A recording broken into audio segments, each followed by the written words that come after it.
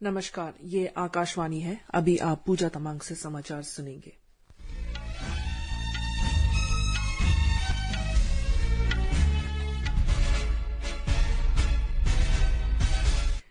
पहले मुख्य समाचार। प्रधानमंत्री नरेंद्र मोदी ने सोलापुर, महाराष्ट्र में कई विकास परियोजनाओं का शुभारंभ किया। प्रधानमंत्री नरेंद्र मोदी ने आज बेंगलुरु में Boeing India engineering and technology centre और चेन्नई में कई प्रसारण परियोजनाओं का उद्घाटन किया। केंद्रीय मंत्री नित्यानंद राय ने एनडीआरएफ स्थापना दिवस पर घोषणा की कि एनडीआरएफ इस वर्ष के अंत तक 70,000 से अधिक लोगों को आपदा प्रबंधन में प्रशिक्षित करेगा। इस वर्ष गणतंत्र दिवस फ्लाई पास्ट में राफेल, सुखोई, जगुआर और तेजस सहित कुल 51 भारतीय वायुसेना के विमान भाग लेंगे।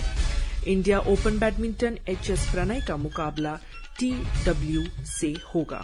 और अब समाचार विस्तार से। प्रधानमंत्री नरेंद्र मोदी ने कहा है कि उनकी सरकार देश में वंचित परिवारों की सेवा के लिए समर्पित है। उन्होंने कहा कि सरकार ने इन परिवारों के जीवन को सुगम बनाने के लिए विभिन्न योजनाएं शुरू की है। प्रधानमंत्री ने कहा कि सरकार 4 करोड़ पक्के मकान और 10 करोड़ शौचालय पहले ही उपलब्ध करा चुकी है। श्री मोदी महाराष्ट्र के सोलापुर में उन अनेक विकास परियोजनाओं की आधारशिला रखने और उद्घाटन के बाद लोगों को संबोधित कर रहे थे। प्रधानमंत्री ने कहा कि उनकी सरकार ने 25 करोड़ लोगों को गरीबी से बाहर निकाला है। श्री मोदी ने प्रधानमंत्री गरीब कल्याण योजना के अगले 5 वर्ष तक जारी रहने की भी घोषणा की। प्रधानमंत्री आवास योजना शहरी के तहत बने 90,000 और सोलापुर में रायनगर आवास सोसाइटी में 15,000 मकान प्रदान करने के बाद उन्होंने कहा कि महाराष्ट्र में 1 लाख से भी अधिक परिवारों को आज अपने मकान मिलेंगे।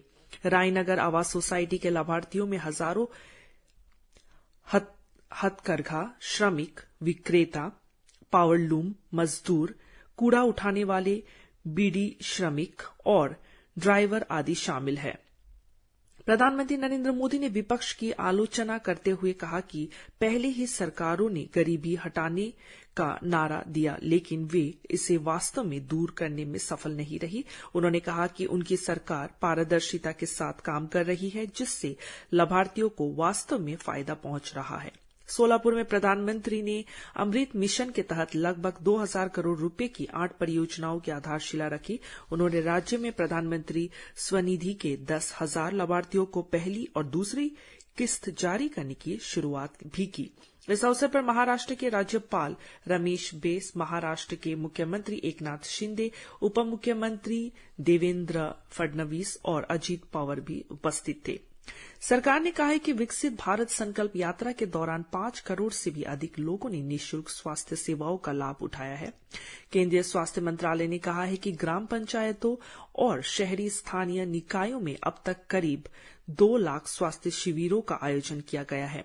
मंत्रालय ने कहा है कि इन शिविरों में आयुष्मान भारत प्रधानमंत्री जन आरोग्य योजना के तहत 2 करोड़ 61 लाख से अधिक आयुष्मान कार्ड बनाए गए हैं। इस महत्वाकांक्षी योजना में प्रत्येक पात्र परिवार को हर वर्ष 5 लाख रुपए का स्वास्थ्य बीमा दिया जाता है। विकसित भारत संकल्प यात्रा के दौरान 2 करोड़ 62 लाख से अधिक लोगों की तपेदिक की जांच की गई और करीब 10 लाख लोगों को बड़े अस्पतालों में रेफर किया गया। सरकार ने कहा है कि वर्ष 2022-23 के लिए बागवानी उत्पादन 35.5 करोड़ टन से अधिक होने का अनुमान है। यह 2021-22 के उत्पादन से लगभग 80 लाख टन अधिक है। कृषि मंत्रालय ने आज 2022-23 के लिए विभिन्न बागवानी फसलों के क्षेत्र और उत्पादन का तीसरा अग्रिम अनुमान जारी किया। कृषि मंत्री अर्जुन मुंडा ने कहा कि देश में लगातार बढ़ रहे बागवानी उत्पादन की यह उपलब्धि किसानों, वैज्ञानिकों की कड़ी मेहनत और केंद्र सरकार की कृषि अनुकूल नीतियों के कारण है। फलों, सब्जियों, बागान फसलों, मसालों, फूलों और शहद के उत्पादन में भी वृद्धि का अनुमान है। फलों का उत्पादन 1 करोड़ 90 लाख टन और सब्जियों का 2 करोड़ 13 लाख टन से अधिक बढ़ने का अनुमान है। प्रधानमंत्री नरेंद्र मोदी ने आज बेंगलुरु में Boeing India engineering and technology centre के नए परिसर का उद्घाटन किया। उन्होंने बोइंग सुकन्या कार्यक्रम का भी शुभारंभ किया। इसका उद्देश्य गरीब परिवारों की बालिकाओं को विज्ञान, प्रौद्योगिकी, इंजीनियरिंग और गणित का प्रशिक्षण प्रदान करना है। प्रधानमंत्री ने कहा कि व्यापार में सुगमता, मेक इन इंडिया पहल और बेहतर संपर्क से विभिन्न क्षेत्रों का विकास हुआ है।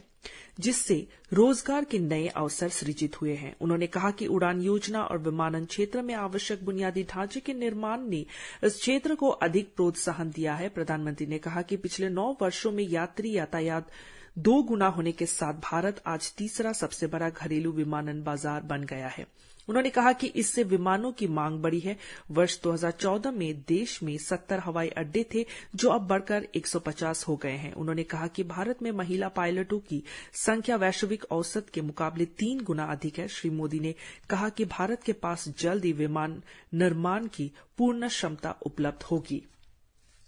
राष्ट्रपति द्रौपदी मुर्मू इस महीने की 22 तारीख को 19 असाधारण बच्चों को प्रधानमंत्री राष्ट्रीय बाल पुरस्कार से सम्मानित करेगी। इन बच्चों को कला और संस्कृति, वीरता, नवाचार, सामाजिक सेवा और खेलों में असाधारण उपलब्धियों के लिए चुना गया है।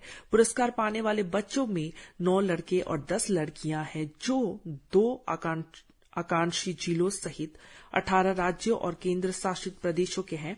ये पुरस्कार 5 से 18 वर्ष की उम्र के बच्चों को दिए जाएंगे। प्रधानमंत्री नरेंद्र मोदी 23 जनवरी को प्रधानमंत्री राष्ट्रीय बाल पुरस्कार विजेताओं के साथ बातचीत करेंगे।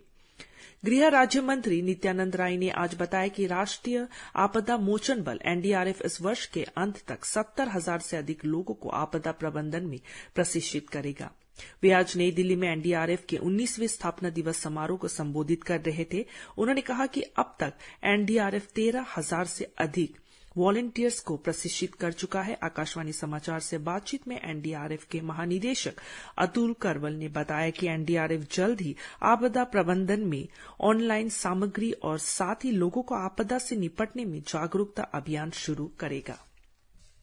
गणतंत्र दिवस के अवसर पर इस वर्ष फ्लाइट पास्ट में वायुसेना के 29 लड़ाकू विमान, 8 मालवाहक विमान, 13 हेलीकॉप्टर और 1 धरोहर विमान सहित कुल 51 विमान उड़ान भरेंगे। वायुसेना के अधिकारियों के अनुसार राफेल, सुखोई 30, जगुआर, C-130 और तेजस विमान अलग अलग फॉर्मेशन में फ्लाई पास्ट करेंगे। इस वर्ष परेड के दौरान वायुसेना के मार्चिंग दल का नेतृत्व महिला अधिकारी कर रही है। इनमें स्क्वाड्रन लीडर रश्मि ठाकुर, सुमिता यादव, प्रतीति अलूवालिया और फ्लाइट लेफ्टिनेंट कीर्ति रोहिल शामिल है। मार्चिंग दस्ते में 144 वायु योद्धा भाग लेंगे। आकाशवाणी समाचार के साथ विशेष बातचीत में स्क्वाड्रन लीडर सुमिता यादव ने कहा है कि वे गणतंत्र दिवस परेड में शानदार प्रदर्शन करने के लिए उत्सुक है। इस वर्ष वायुसेना की झांकी की विषय वस्तु भारतीय वायुसेना सक्षम, सशक्त और आत्मनिर्भर है। आकाशवाणी समाचार से बात करते हुए फ्लाइंग ऑफिसर आसमा शेख ने कहा है कि अभ्यास लगातार जारी है और उन्हें शानदार प्रदर्शन करना है।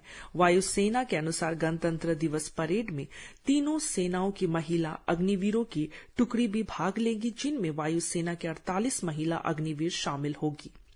गुजरात में वडोदरा में हरनी झील में एक नौका के डूब जाने से उसमें सवार 12 विद्यार्थियों और 2 अध्यापकों की मृत्यु हो गई। ये विद्यार्थी पिकनिक मनाने झील पर गए थे। दुर्घटना के समय नौका पर निजी स्कूल के 4 अध्यापकों समेत 27 लोग सवार थे।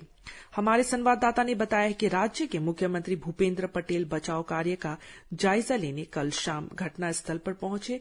उन्होंने जिलाधीश को इस दुर्घटना की जांच करवाने और 10 दिन के भीतर रिपोर्ट देने के निर्देश दिए। राष्ट्रीय आपदा मोचन बल एनडीआरएफ और नगर निगम के अग्निशमन दल आधी रात तक राहत अभियान में लगे रहे और 10 लोगों को सुरक्षित बचा लिया गया।